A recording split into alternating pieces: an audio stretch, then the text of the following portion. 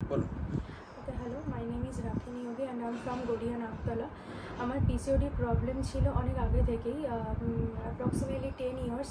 তো আমি 9 years two 7 years আমি অনেক দিন ট্রিটমেন্ট করিয়েছিলাম, অ্যালোপ্যাথি ট্রিটমেন্ট করিয়েছিলাম, যেখানে আমাকে অনেক কন্ট্রাসেপটিক পিলস এই সমস্ত কিছু দেওয়া হয়েছিল, কিন্তু তাতে আমার কোনো কাজ হয়নি, উল্টে আরও বেড়ে গেছিলো সিস্ট। তারপরে আমি ডক্টর স্নিগ্ধদীপ সাহার খোঁজ পেলাম থ্রু গুগল।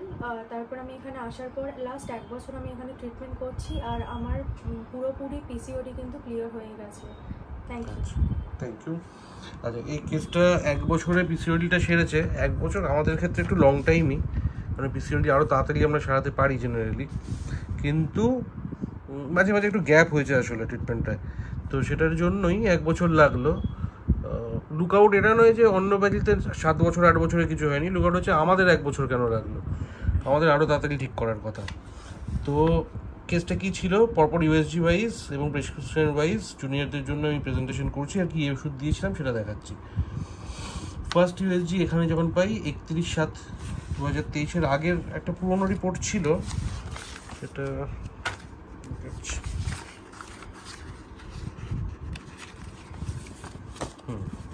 ফার্স্ট কেসটা নেওয়া হয় পিসিওডির 11/1/2023। তখন রাইট ওভারি ভলিউম ছিল 15 সিসি, লেফট ওভারি ভলিউম ছিল 8.4 সিসি।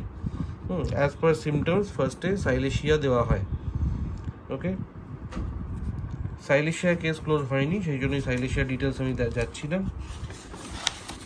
তার পরবর্তী প্রেসক্রিপশন পিসিওডির ফলো আপ, তখনও 3 মাস ধরে অ্যামিনোরিয়া চলছে, সাইকেল হয়নি, তার মানে সাইলেশিয়া হলো না সাইকেলটা। তো নেক্সট দেওয়া হলো ক্যালকেরিয়া কার্ব অ্যান্ড ফসফরাস।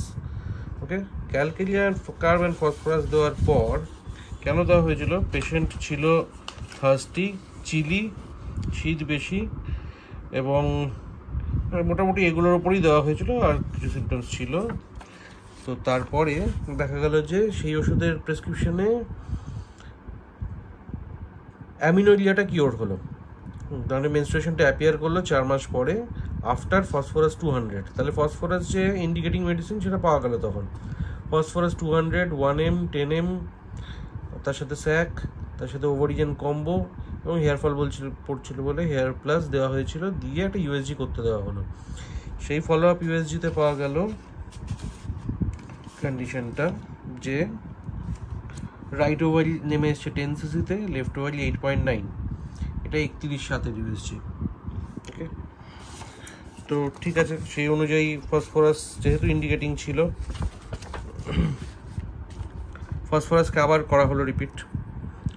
এবার গেলাম 10M+1, এছাড়া স্যাক রইল, সেনেসিও চলছিল বিকজ সাইকেলটা একটু ইরেগুলার হচ্ছিল বলে। তো সেটার পরে 2/8 পরে ইউএসজিতে পাওয়া গেল স্টিল ইমপ্রুভড, কিন্তু রাইট ওভারিটা ইমপ্রুভ থাকছিল, ওটা কন্টিনিউয়াসলি কমছিল, কিন্তু লেফট ওভারিটা স্লাইড বেড়েছিল, 8.4 থেকে 9-এ গেছিলো। তো সুতরাং ফসফরাস কাজ করছে, কিন্তু ফসফরাস যে পুরোপুরি শেষ করতে পারছে না কেসটা, সেই জন্য চেঞ্জ করা হলো ফসফরাস থেকে। নেক্সট স্ট্যান্ডে লিখে রাখা আছে ফসফরাস 50M হয়তো দেওয়া হতো যদি এইবারে না সারতো। তো নেক্সট যেটা দেওয়া হলো সেটা হচ্ছে টিউবারকুলিনাম অ্যান্ড ক্যালকেরিয়া কার্ব। কেন টিউবারকুলিনাম ক্যালকেরিয়া কার্ব?